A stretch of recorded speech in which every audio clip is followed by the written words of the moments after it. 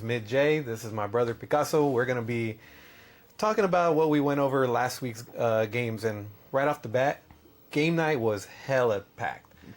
So if you guys want to watch all of the videos, go into our last live streams and you'll be able to check out the games that we ran through. Yeah. Primarily Game Boy. We hit that so heavy. Such a random one, too. Yes.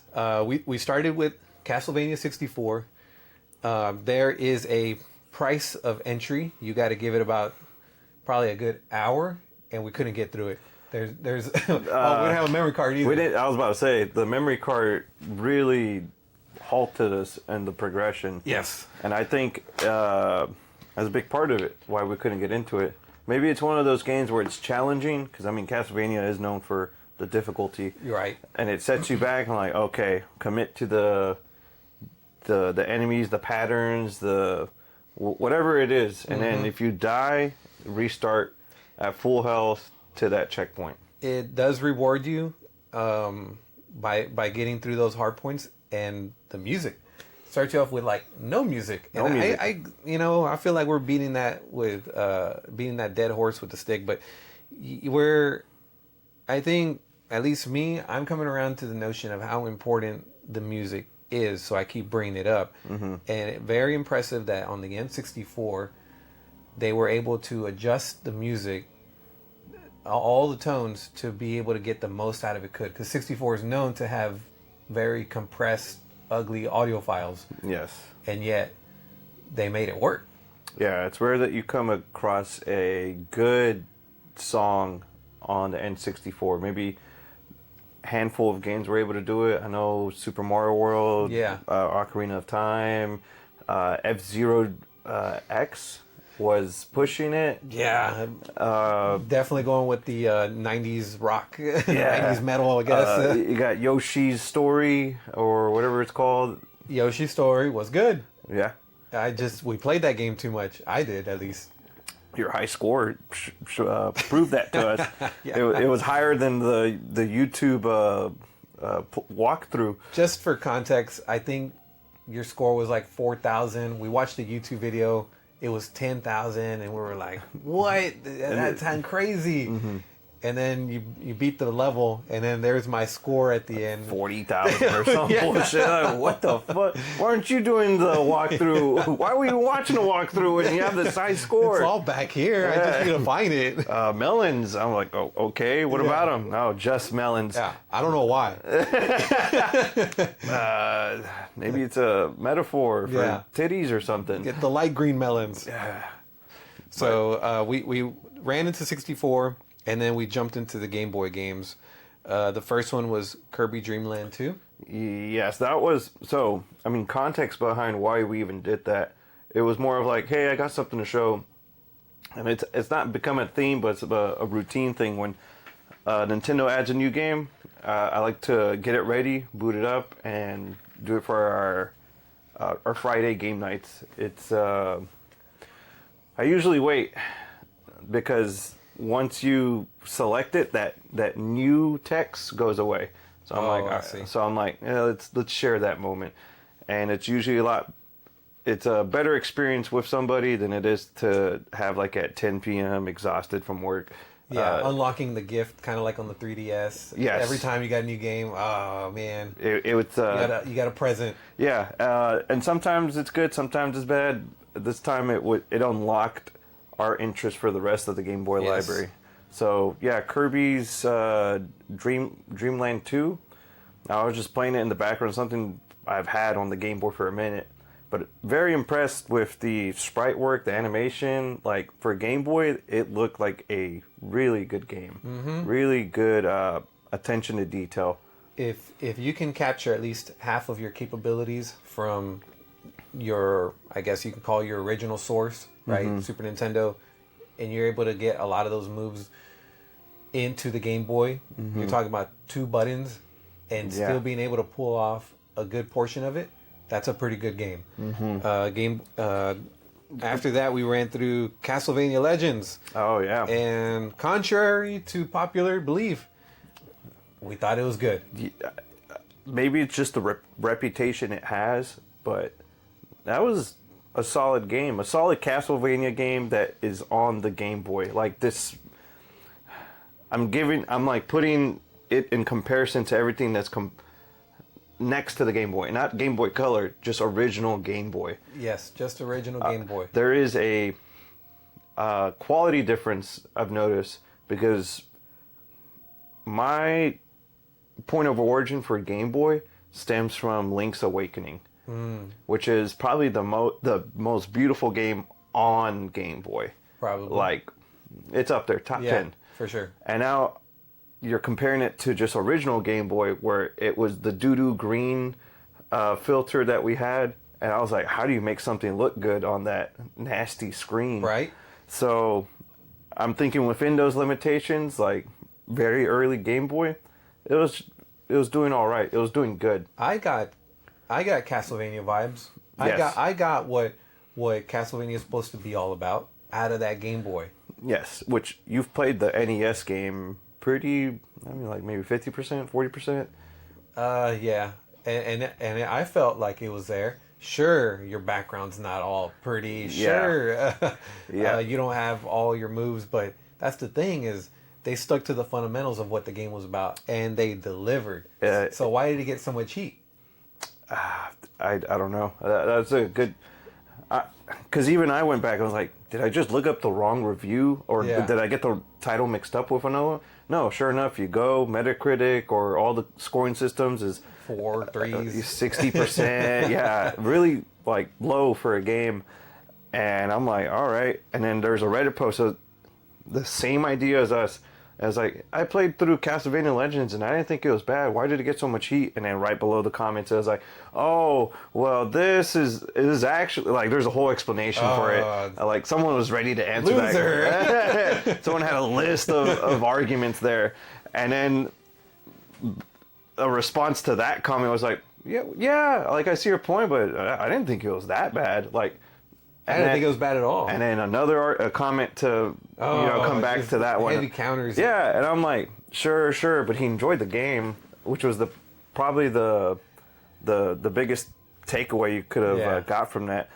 And like he won at the end of the day. He enjoyed the game. You're just kind of curious, like why everybody hates on this game. Which is something that I think we would suggest and recommend to anybody is like play it yourself. If you can, like go out there and just try it. Yeah. The reviews are very skewed. They're always to the times, so you don't really know how it's going to age in a year from now.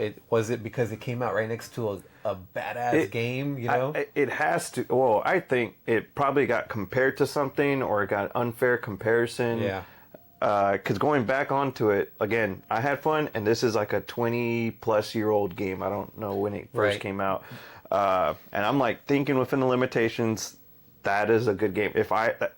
It's between that or not having something on the go. Yeah. There wasn't that many options other than the the Tiger games. Oh. No. So I was like between that and X-Men on Tiger handheld consoles. No, don't give me that. Find a picture of it somewhere. We'll try to collect it. I think you saw it in Mercari once. Yeah, and those things are still they're becoming a little more expensive. Yeah, and it's novelty for sure. Legends, it doesn't matter what people say. The price is expensive for that game. 200? I want to say more. Oh my for god! CIB, for CIB, it was like $400 game. If you come probably. across anything CIB for Game Boy, Game Boy Advance, all the easy.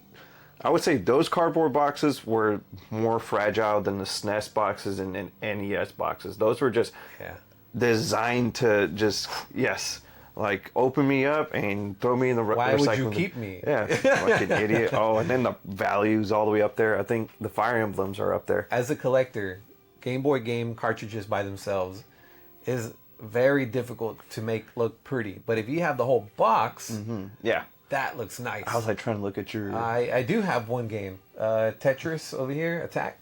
That is the only game to the right by the yellow Game Boy. Oh, yeah. So and then the cartridge itself is just... The cartridge loose. It just looks like it doesn't belong. You need a special stand. Even if you do that, you need like 6 or 8 games to fill it up. And then the real estate you use for one stand for one Game Boy cartridge. One more note to add on to Legends is that I think because we had a negative perception to it, we only came in stronger for that game. Yeah. Like, we expected it to lose, and it was doing okay. We got some good surprises, too, in the game. The storyline. Oh, yeah. I don't know if it's worth spoiling or Fuck it. sharing. It's been 30 years.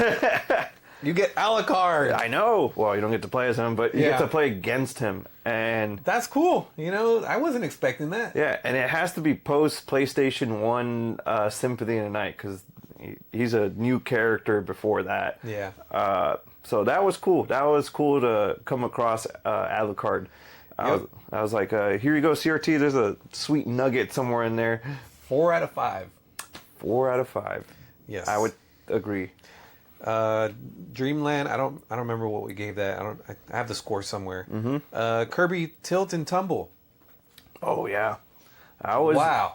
Right? You talk about capabilities. Gave you gyroscope back in the 90s. Gyroscope back in the 90s, and you could jump. Yeah, I was like, you mentioned it's like, oh, try jumping, and I was like, what? I was like, well, naturally, the only way you make a ball jump is by flicking it. Yeah. And I was like, holy fuck. I remember you're like, oh, no way. I was like, this is like 30-year-old technology still giving me that Nintendo Wii, like, wow factor. Like, whoa, how are you doing this? It reminded me of that that Kirby golf game. Yes. Yeah.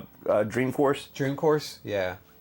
It's in the spirit of that, but with... Dreamcast Kirby seemed to be able to get away with being able to do some weird stuff like that and actually pull it off. Yeah, it is the, like, experimental kid. Like, here you go, do drugs. Like, you could do no wrong. Like, swap it out with Kirby. Yeah. No, get Mario out of that fucking ball shit. It makes no sense. Yeah. It doesn't make sense with his design being, a ball. Round. Yeah. What can you do with him? Golf, more golf.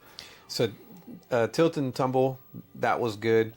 I don't remember what we gave that. Somewhere between a 3 or 4. It was very fun. Yeah. Just the tech capabilities alone push it up to like a 4. Yes. With tech, definitely a 4. Yes. Sword of Hope. Fell asleep. That's what you put. It was that, like, Tex RPG game. It was like, you're in a room. Look around. There's a chest there. Investigate. And I was just like, oh, man, we just came off a whole bunch of bangers. If you want to read a book, that's great. Yeah, I guess if you're like on a long train ride, maybe it was for somebody at the time, but we have fucking smartphones that are capable of so much. Have you ever been in a long car ride thinking you're going to play your Switch and you just can't get into it?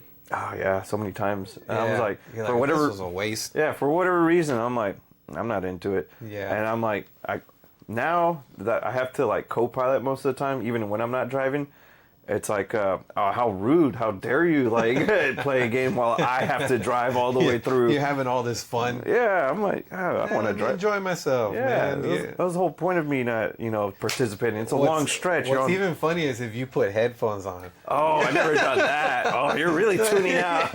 I'm not part of this ride anymore. I'm on my own adventure. Or sleep. That's always a controversial one. Sleep?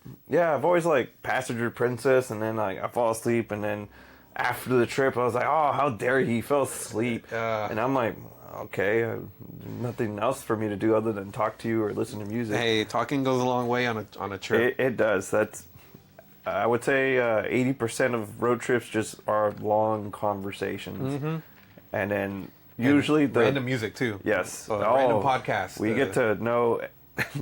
You have like that 10% whipped cream of this is what I put on for other people so they don't judge my music. That word. And then you're out of that. And you're like, here's my actual music. Oh, no.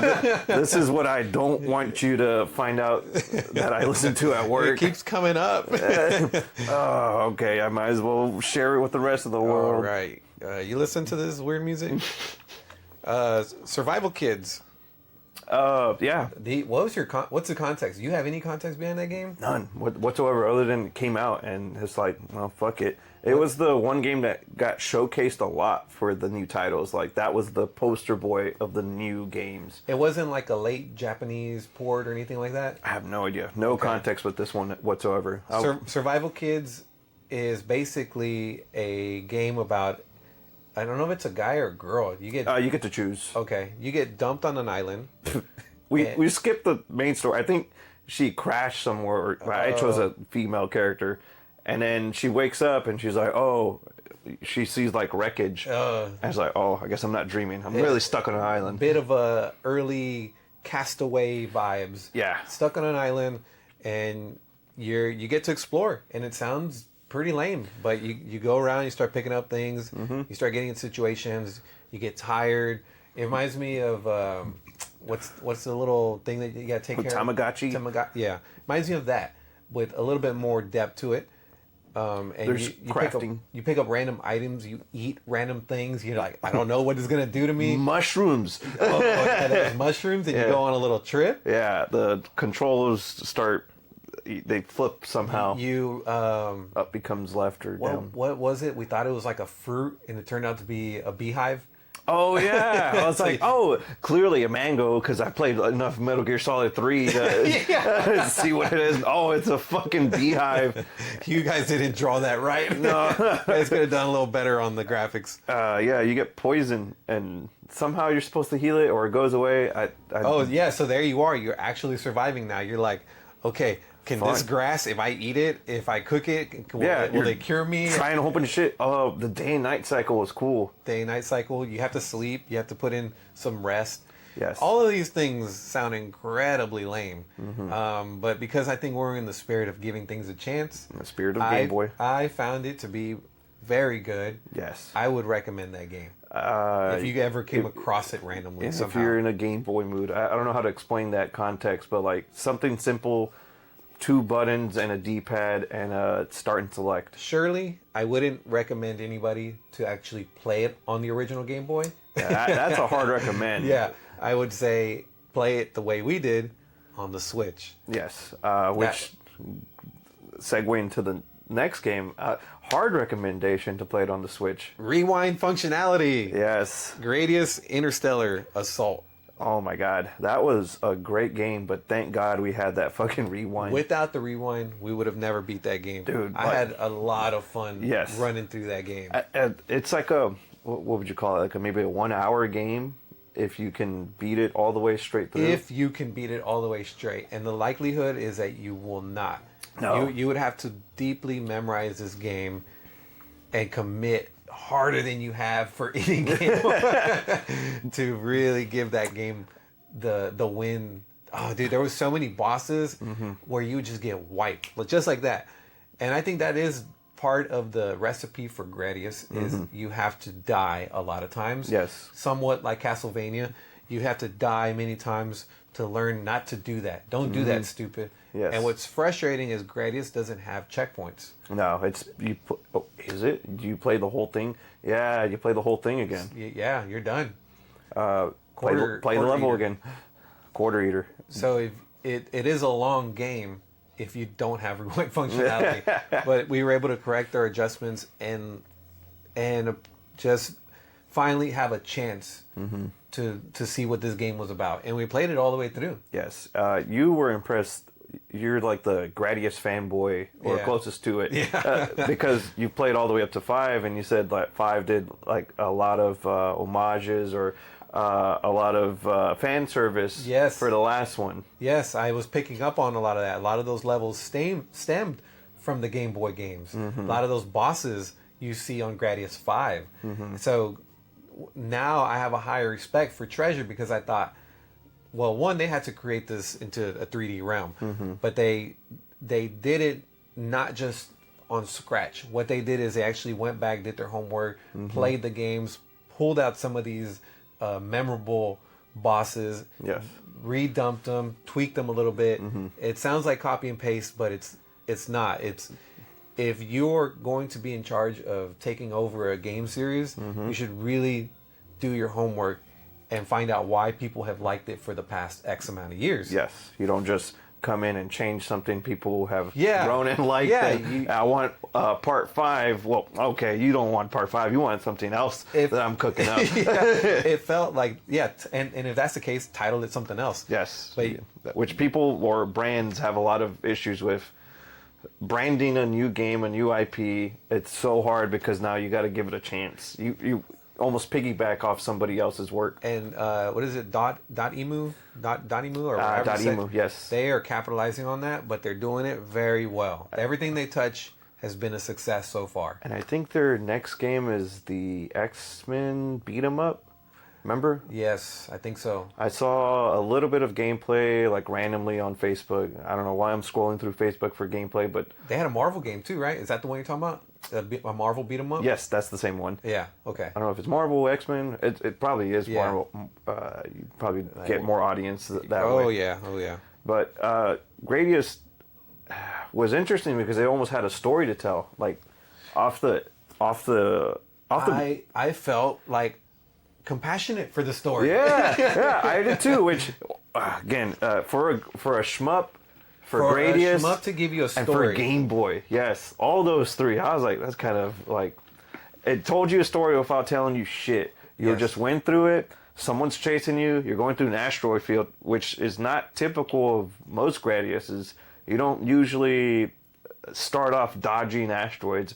Good introduction to show you what the controls are and what is background and what is foreground, because you can't tell when you're first beginning to play. Mm-hmm. And then you go all the way through that. You get spoiler territory. You get captured. Yeah. They Metroid you. They strip you of your. strip you. Yeah, I forgot about that. Yeah, I was all suited up, and then you go right back to it. You beat a couple more bosses, which, by the way, one got recycled from part 5. Excuse me, the one with the little eyeball towards the middle. You have to stay centered to the 4 shots. Yes. And then you keep shooting towards the middle till it blows up. That till you was kill a long it. boss. Yes, and I was like, good. You're like, am I doing it right? Yeah, just keep doing it. There's no audio cue. Keep shooting it. I don't see anything else that you can shoot. You kill that thing. You go. I think you go into the base. You kill the final boss. It tries to run away from you. Tries to run away. Yeah. That was a good scene. Yes. You don't see that, man. The boss lost, and he took off. Yeah. And here you are chasing him in outer come back, space. bitch. And you're on a Game Boy. Yep. And it started with them chasing you. Now, reversal. Yeah, bitch. I'm here to. You wanted this. I'm doing the fucking. Yeah. But it's such a good story. Like it was a good game. I was surprised we beat it all the way through. Yeah, that was good. And then the last game we ran for game night was Tekken 8, and it seems that the scales have finally balanced. Yes, we definitely had the Street Fighter 2 back and forth. Yeah, it was less of a bloodbath. I had to do the forward tilt and really commit to it. And I was like, all right, no slip ups, no trying something new. And if it's trying something new, it's because I'm steamrolling or mixing up. Yes, as soon as you catch on to somebody's mistakes, the playing field completely gets redesigned, and you have an advantage on your hands now. But it's funny because let's say you have your what is it called, your bread and butter, right? Yes. You have 3 main things that you do. You cycle through them, and you build a pattern whether you think so or not. And once your opponent figures out just one of those, it throws off your whole balance, and you only have 2 moves now. Yeah. You're like, what do I do now? You're panicking, and you can tell you're backtracking now. And it's like, oh, you weren't ready. Yeah, you took the fucking bread out of my butter, and now I just have fucking butter. What do I do with this? I'm trying to figure it out. Looking for some bread, guys. Tortilla. Oh No. okay. Fuck it. Doesn't fit. It was a good. I haven't had that much fun in a fighting game in a minute. And it's a 3D fighting game, and it's a fighting game that I didn't think I thought it was too complicated. Yeah. And it sure as fuck is, but I'm still having fun, and all it is depth. Yeah, I have to retract one statement, and I keep doing this with Tekken now, because I say things out of ignorance, because we're just getting our feet wet right now. One of the things that I had mentioned was that the sidestep is a horrible functionality. What I kind of realized over this last week is that you can't just sidestep. The sidestep is to be deployed either by certain characters who can pull it off very nicely, or your character might be able to sidestep in the midst of a combo or at the finish. As so you perform tactically. You can't just sidestep and expect to throw your opponent off. It's your timing. It doesn't matter if you have the frame advantage. Sidestep is to be employed at a particular time. Yeah. What is his name? The developer for Tekken is a diehard Tekken player himself. He dives into the technicalities of it, and he has to find. I watched the whole video. I guess he's a seasoned Tekken player, and I just Tekken content. I fell onto his channel. I was trying to figure out how to Korean backdash.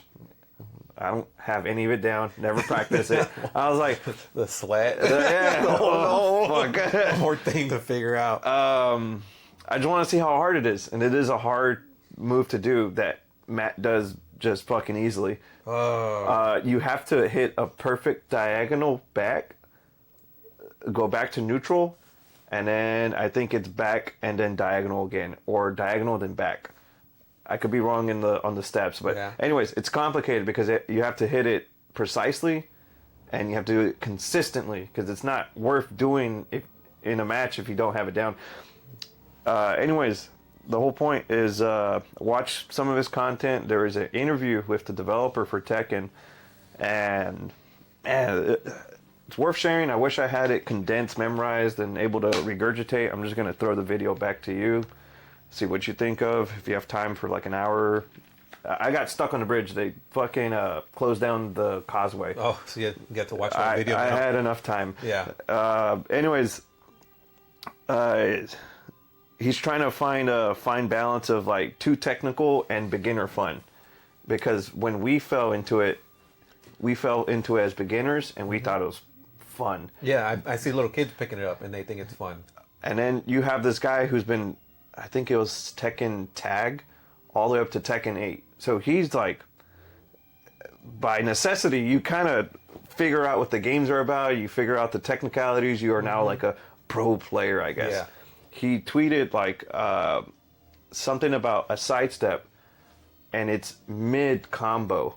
Like they're going into it, and then in the middle of it, when you have like a frame advantage, you sidestep. Oof, and you have their back now. And I was like, oh fuck, like that bread and butter time. Yeah. Or there's a move for King that's specific to the opponent's back, and it does like 60% damage, like off the rip. Yeah, it's getting to the back. Yes. But that reminded me of that, of like, well, you have to be careful with your timing. Well, the developer is aware of that, and there's certain cases. But it is a difficult one to perform. Yeah. Like, you don't know what the opponent's doing. You have to know the timing and the character frame data as well. I also read something about Tekken is designed around your natural reaction, how fast your eye can actually pick up on things, which is, I think, like a tenth of a second or something like that. That's so good. Those get employed, but then you have to learn. You have to learn how to pick up on things, but most importantly, how to pick up on your characters and the timing. Tekken is very mathematical. Yes. When it comes to your frame advantages, what certain moves do, how to time, and then memorizing the moves, and then not overly memorizing. You just have to have a muscle memory to know when to employ them. Yes. But I've seen people where maybe the opponent like sidesteps, and because of their muscle memory, they continue with the string of combo when they should have just stopped and changed. There you go.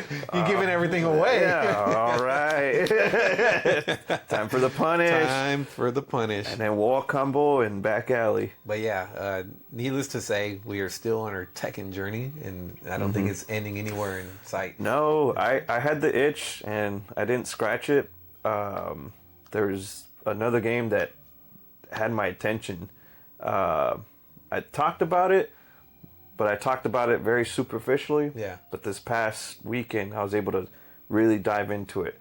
And that's, I think, St. Clair's or I don't know how to say it in French, Expedition 33. Okay. It's a modern RPG, and it's like put up there with the Metaphor, with the Persona.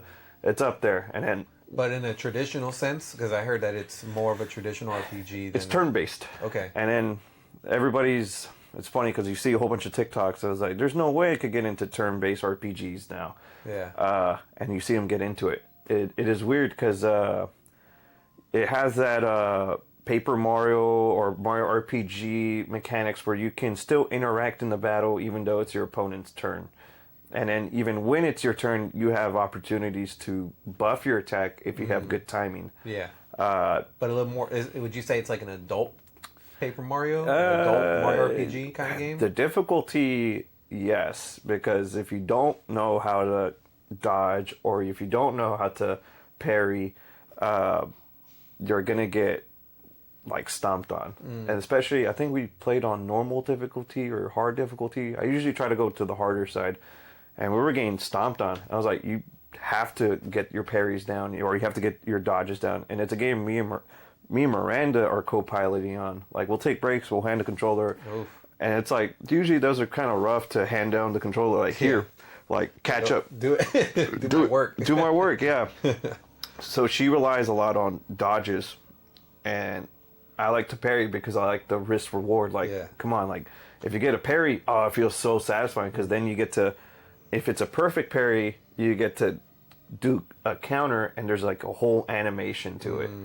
By the way, it's a very beautiful game, both by like cinematics and in-game gameplay, animation, graphics, all that. Because there's a couple moments where I was impressed. I was like, holy shit, they're like giving me like a lot. So very impressive.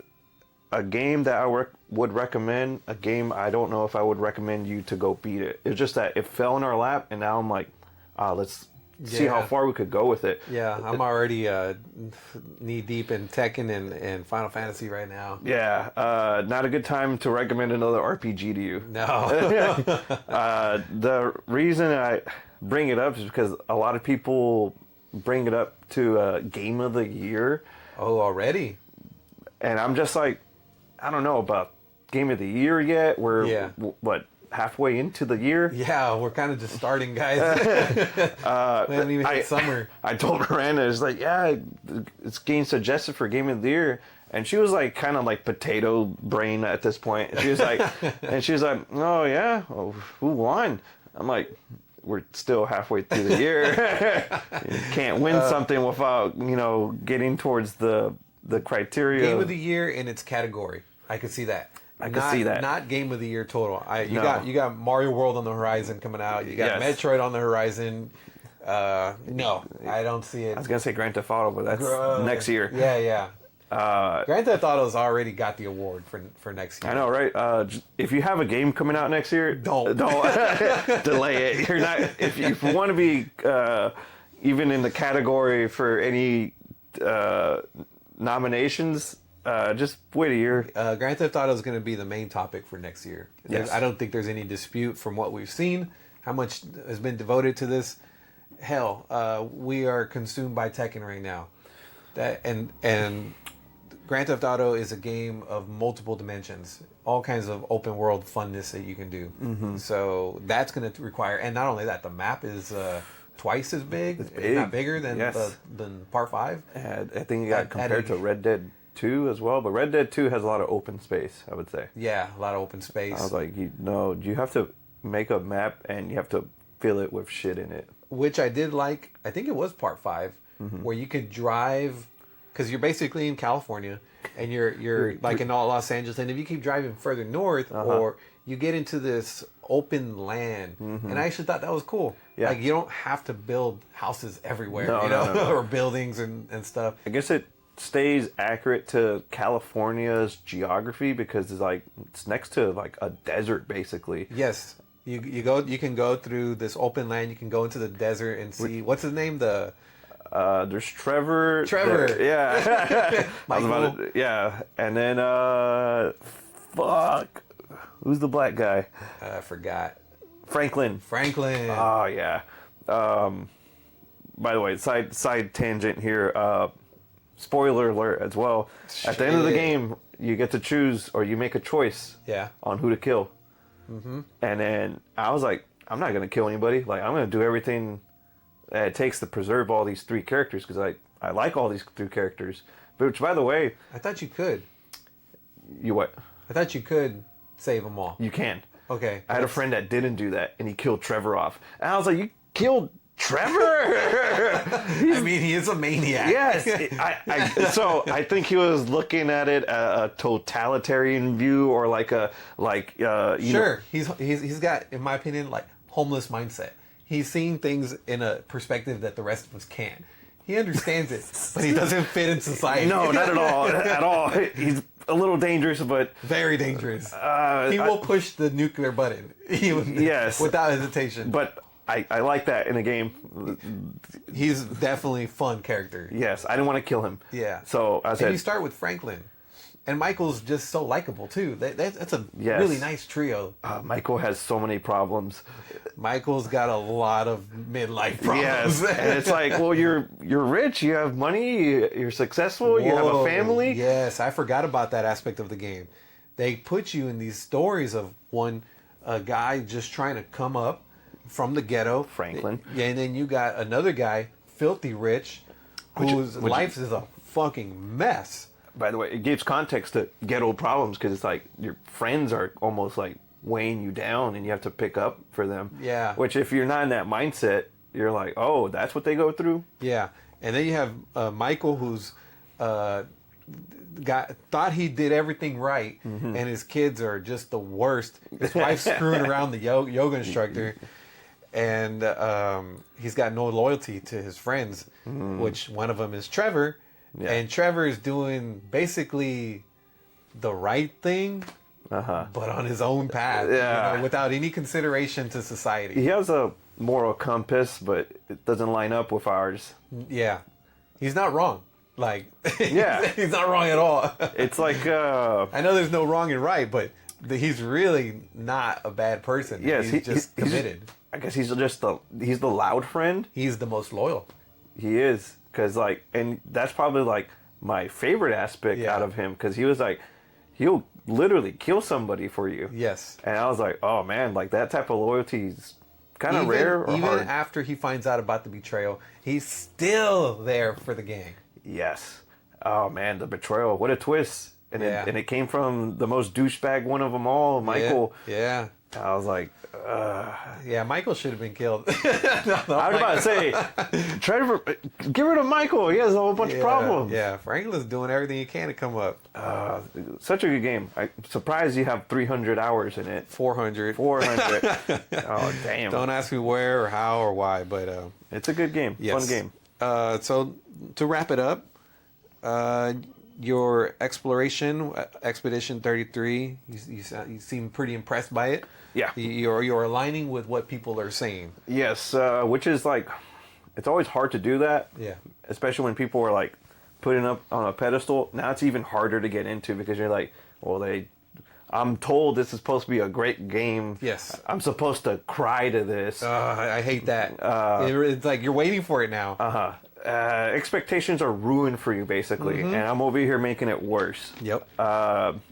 Usually I try not to talk about a game, but I need to get like my output out there before we get to the end of the year, and then we're like, well, I was saying it was a good game all along. I told you guys. I told you guys. Well, it's on camera. It's a good game. Yes. I don't know if it's game of the year.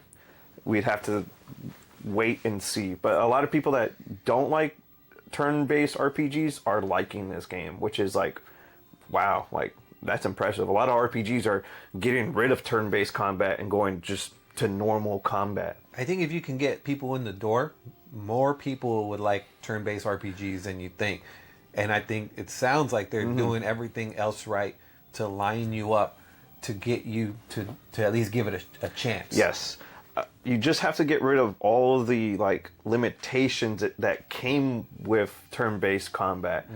Like, I don't even know. Like, there's things that can take somebody out of a turn-based combat. And it has to do a lot with waiting and then random encounters. Repetitiveness. It not initially. You shouldn't get that on. Your repetitiveness should come in after like 2 or 3 hours of playing the game, because then it becomes euphoric almost. Like you're just like, here comes the music. Yes. You know, here comes the rhythm. I would say yes, it hits on that note, the music, the rhythm, and then the combat. I'm surprised. Combat is really fulfilling.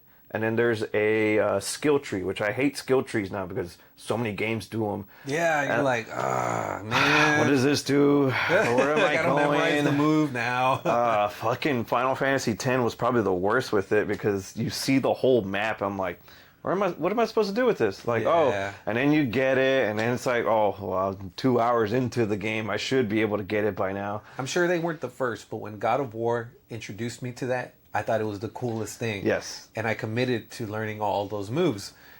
When you have to do it again and again and again. It is like... Oh, man. And Spider-Man does it as well, too. That's another one. At this point, I know we're asking for a lot. Like, just get rid of the skill tree or give me something else to replace it with. Because that was a nuanced thing back when God of War did it or other games did it. Yeah. Now I'm just like, another skill tree? Like... You better make this a good skill tree that's easy to, get into and has depth. Don't show me all the branches. Just show me. That's exactly what this game did. And I was just like, fine. But it limits you. I don't need to be defeated by my own mind overthinking how long it's going to take to get all of these branches. Yeah, here's giving you the Netflix thing. Here's all the videos you can watch. Go find one that you like. By the way, one more thing on Tekken. Tekken does that really well, where it makes you feel you're constantly achieving. It doesn't show you where you really are in the whole spectrum. It just says like here in what you've done here, you've done what you're supposed to. That's all you. Thank you. Yes. I needed a level of satisfaction. That's all you should care about. Don't give me the broad spectrum of where you are. Like, little wins, little chunks here and there. This is how much money you make. Oh, okay, cool. And this is how much the rest of the world makes. What am I doing with my life? I'm never gonna win. Yeah, true failure. So getting that, like, knowing just enough or doing it in a good way, I think is. Games should strive to do that more. Yeah. I got some goodies. I know you have like your audio. You're leveling up your computer setup as we speak. Yes. So while you talk about that, I'll get some other stuff ready. What are they called? The Hollyland Mark II mic, the ones that we have on right now. Yep. I've been like going through a lot of audio options, trying to find a mic boom or something like that. Yeah. And I was just like, that means I got to set something up. I have to have a mount. I have to have a fucking dildo in my mouth to speak into.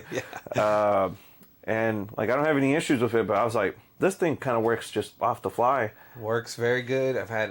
When we first used it, we didn't set it up right. Take your time to set it up right, and you'll never have to set it up again. And just get familiar with what the lights mean. The blue means just regular. Green means that it's noise canceling. Ah, okay. I didn't know that. There is noise canceling features. I did. Yes, watch that. But even if you don't use that, you can always adjust it on your video editing. Do we have it on for our Friday game nights?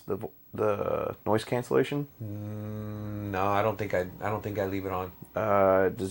Is it not good, or do we just not try? Yeah, it's good. It's good. I just don't feel like it really needed it. Okay. Well, sometimes it gets loud in here. Yeah. And now I'm like, what the fuck? I think it was our previous game night. I couldn't hear myself on the... I was showing Miranda our ass whoopings. Oh, maybe we do need maybe put that noise cancellation on. Very entertaining, especially going back on it. I was like, that's probably my... I don't usually go back and watch our playthroughs. Yeah. That one, I was like, well, one, I had something to lose and something to earn from learning again. Yeah. But watching a high school player is very entertaining. Yes. Like, maybe it should be like a journey to try to catch up to Matt.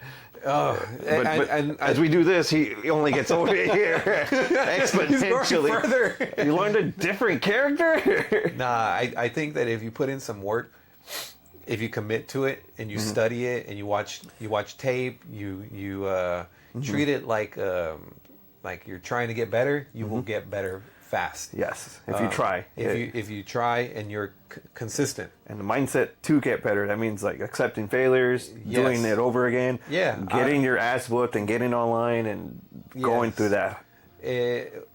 Got to watch some tape yesterday on Eddie. Eddie is one of the most frustrating opponents to fight. I bet he's all over the place. He has a telltale sign. When both of his feet go in the air, that's your moment to interrupt it. Mm-hmm.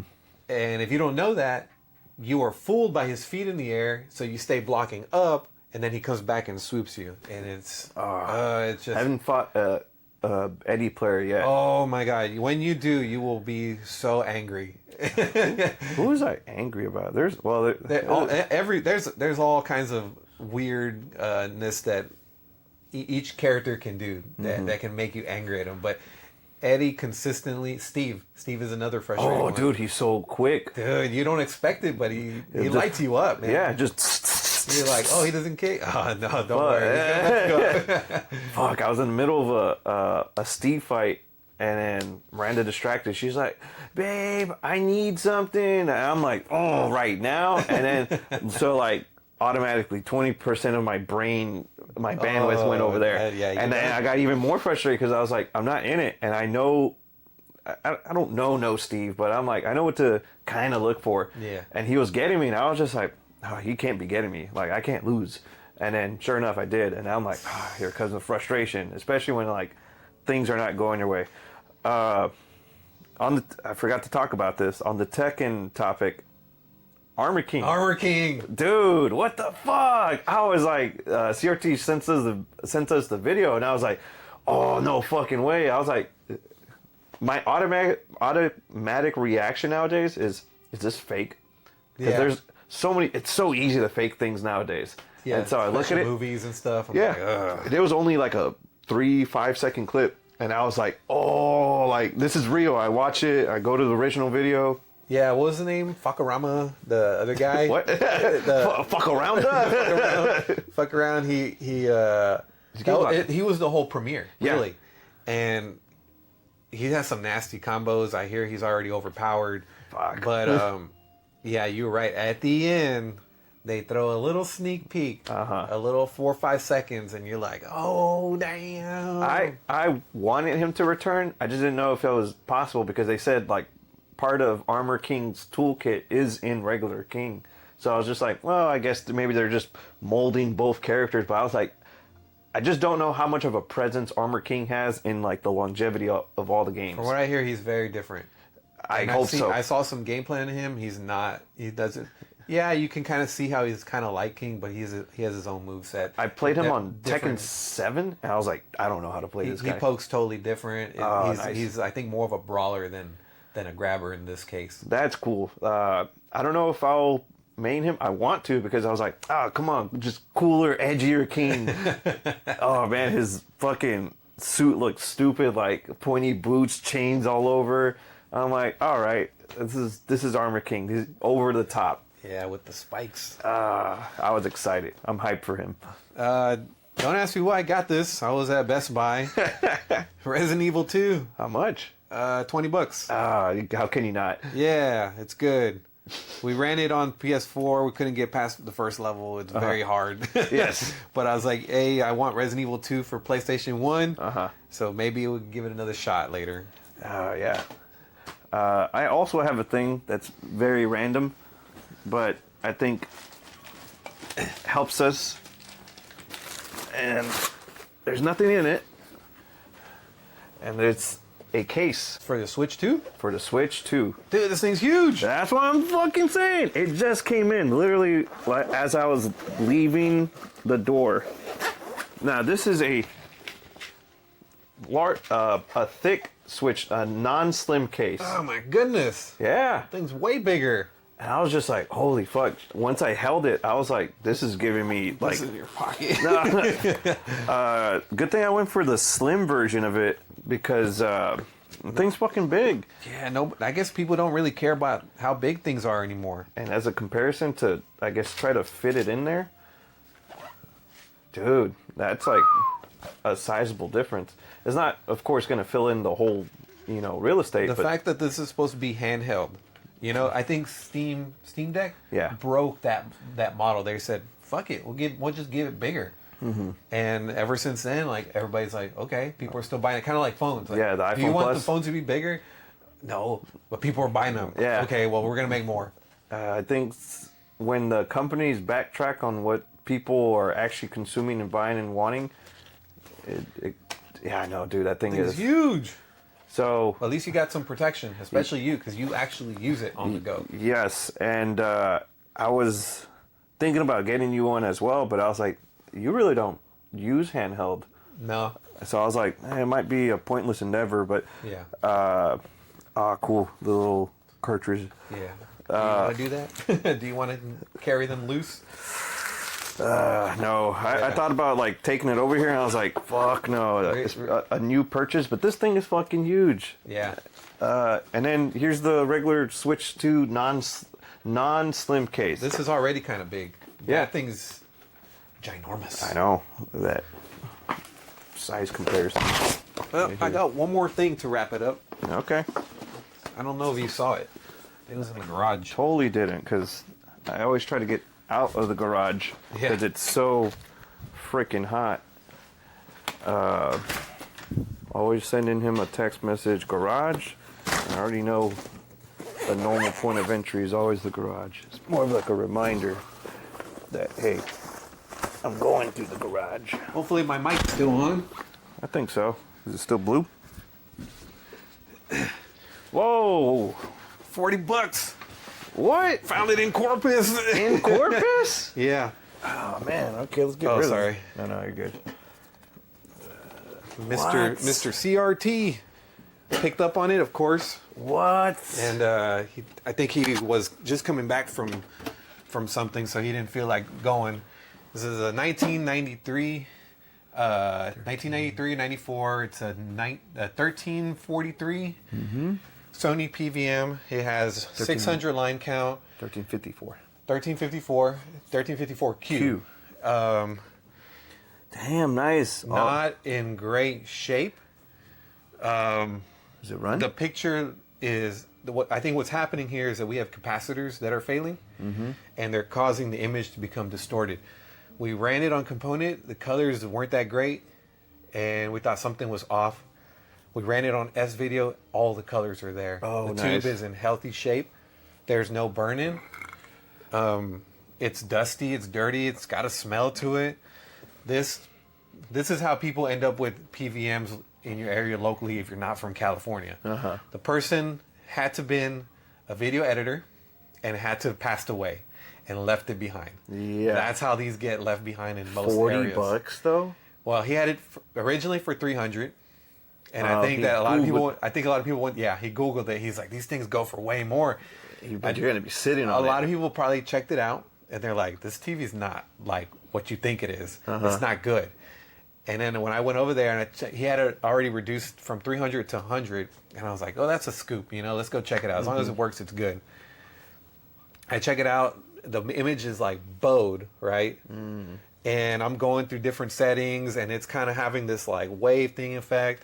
So very likely there's a lot of capacitors that need to get replaced in here, or the solder joints have been broken. Either way, it takes time and work to have to go back in there and fix all these things. So I told the guy that, and I'm kind of blowing his mind, right? Because he's like, you know a lot about these things, and I'm like, I don't think I know a lot, but to the more than yeah. Remember we opened the 20-inch Olympus, and I was like, because of the red push. Yeah. And I was like, it just needs to get recapped. No. Yeah. So we opened her up, took the board out, disconnected everything's like a fucking bird's nest in this bitch. To the point where I don't know how to put that thing back together. I had the board out in the open. Yes. So I'm going to have to do that with this guy. Take everything out, take my time, try to place everything in the right place.